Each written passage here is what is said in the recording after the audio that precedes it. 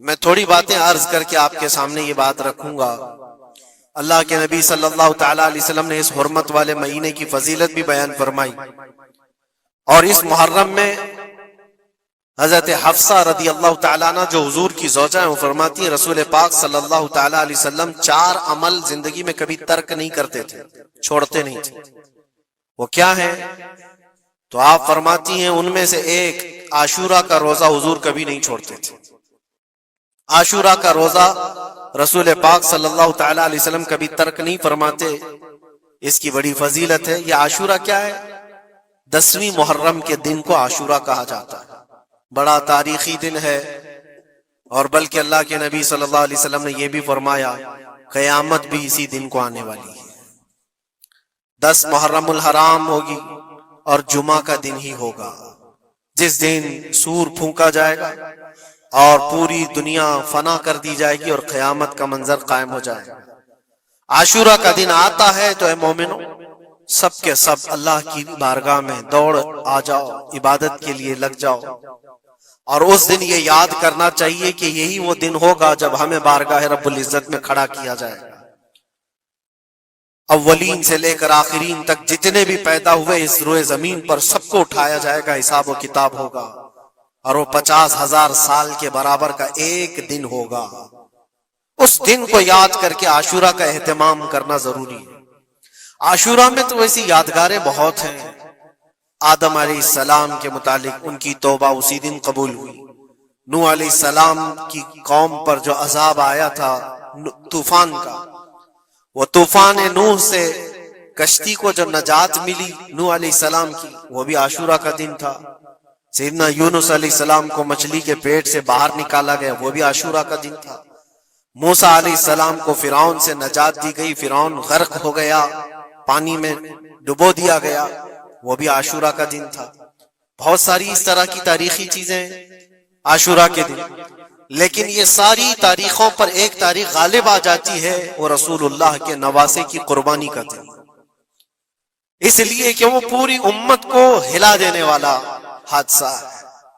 نبی آخر الزمان صلی اللہ تعالی علیہ وسلم نے اپنے اس لخت جگر کو، اپنے اس نور نظر کو، جس کے لیے اپنے سجدے لمبے کر دیا کرتے تھے، جانتے ہیں آپ حضور پاک صلی اللہ علیہ وسلم کے ایک بیٹے تھے حضرت ابراہیم، اور یہ اسی زمانے کے ہیں جب حضرت امام حسین بھی پیدا ہوئے تھے، اور حضور کی گود میں آپ کے اپنے بیٹے بھی تھے۔ حضور صلی اللہ تعالی علیہ وسلم کے وہ ایک ہی بیٹے ہیں جو 6 مہینے تک زندہ رہے۔ حضور صلی اللہ علیہ وسلم اپنی گود میں بٹھا کر انہیں پیار کر رہے تھے، اور امام حسین کو بھی گود میں رکھے ہوئے تھے۔ ایک طرف نواسا ہے اور ایک طرف بیٹا ہے۔ جبرائیل امین نے آ کر کے عرض کیا اللہ کے نبی صلی اللہ علیہ وسلم سے، کہا رب تبارک و تعالیٰ کی منشا یہ ہے کہ ان دونوں میں سے آپ کسی ایک ہی کو رکھ سکتے ہیں۔ اللہ کے نبی صلی اللہ علیہ وسلم نے امام حسین پر اپنے بیٹے کو قربان کر دیا۔ کہا اے جبرائیل، حسین کو رہنے دو، اس لیے کہ یہ میری آنکھوں کا بھی نور ہے اور فاطمہ کی آنکھوں کا بھی نور ہے۔ پھر چندی دن کے بعد حضرت ابراہیم کا انتقال ہو گیا۔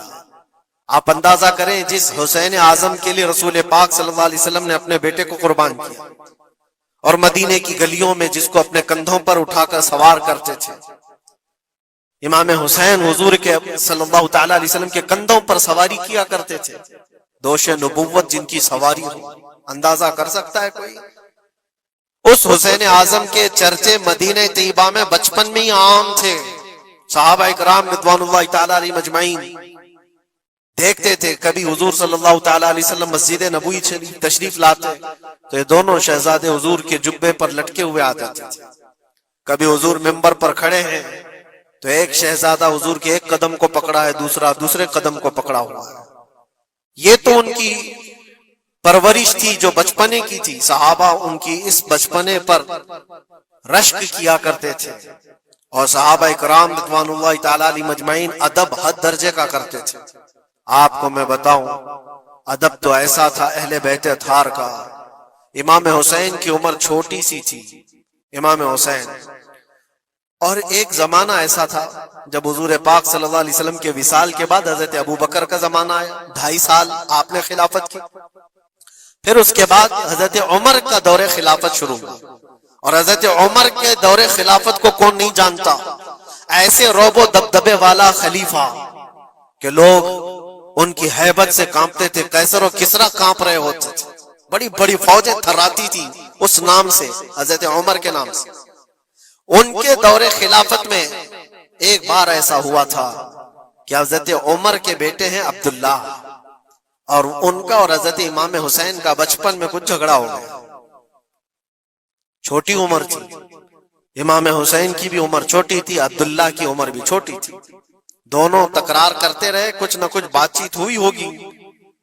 تو حضرت حسین نے حضرت عبداللہ کو غصے میں یوں کہا، تو کیا مجھ سے بحث کرتا ہے؟ تیرا باپ تو میرے نانا کا غلام تھا، خلیفہ وقت ہیں وہ، اور ان کو اس طرح سے کہا تیرا باپ آج جو خلیفہ ہے وہ میرے نانا کا غلام تھا۔ حضرت عبداللہ کو یہ بات لگی، کہا میں یہ شکایت امیر المومنین سے کروں گا۔ وہ دوڑ کر کے آئے، خلیفہ وقت ہے جس کے سامنے کھڑے ہونے کے لیے اچھے اچھے کانپ جاتے تھے۔ بیٹے نے آ کر کے کہا حضرت عمر فاروق سے کہ ابا آج میری حسین سے تکرار ہوئی اور جھگڑے میں انہوں نے مجھے یوں تانا مارا کہ تیرا باپ میرے نانا کا غلام تھا۔ حضرت عمر اتر آئے کرسی سے اور کہا کیا حسین نے ایسا کہا؟ کہا بالکل ایسا ہی کہا۔ تو حضرت عبداللہ کہتے ہیں ابا کا جلال دیکھ کر کے میں سمجھ گیا کہ حسین کو سزا ملے گی۔ کہا جاؤ حسین کو بلا لاؤ، حسین کو بلا لاؤ، انہوں نے یہ کہا ہے میں سننا چاہتا ہوں۔ حضرت عبداللہ دوڑے ہوئے گئے، چند اور لوگ بھی ساتھ میں آ گئے کہ حسین کی پیشی ہو گئی ہے خلیفہ وقت کے دربار میں، امیر المومنین عمر ابن خطاب نے طلب کیا ہے۔ حضرت حسین آئے اور وہ شہزادے کے اندر جو رعب و دبدبہ ہے، جلال ہے، جمال ہے، وہ بچپنے سے قائم ہے۔ رسول اللہ صلی اللہ علیہ وسلم کا لعاب پاک جس نے پیا، خلیفہ وقت کے سامنے آ کر کھڑے ہوئے۔ حضرت عمر نے پوچھا حسین میرے بیٹے کو کیا آپ نے ایسا کہا ہے کہ تیرا باپ میرے نانا کا غلام تھا؟ حضرت حسین نے کہا ہاں میں نے کہا ہے۔ ڈر کس بات کا، خوف کس بات کا؟ جو کہا ہے وہ کہہ رہا ہوں، ہاں میں نے کہا۔ حضرت عمر نے کہا کیسے کہے بتاؤ، کس طرح سے تم نے کہا تھا، بول کے بتاؤ۔ حضرت حسین نے کہا میں نے عبداللہ سے یہ کہا تیرا باپ میرے نانا کا غلام تھا۔ حضرت عمر نے کہا اور ایک بار بولو۔ حضرت حسین نے پھر کہا عبداللہ تیرا باپ میرے نانا کا غلام تھا۔ حضرت عمر نے کہا اور ایک بار بولو۔ 3 بار بولنے کے بعد ان کے دونوں بازو پکڑ کر کے گھٹنے زمین پر ٹیک دیا۔ حضرت امیر المومنین کہتے ہیں میری بخشش کے لیے تمہارے جملے ہی کافی ہو گئے، آپ نے جو مجھے سند دی ہے اے حسین، بس یہ جملہ کل قیامت کے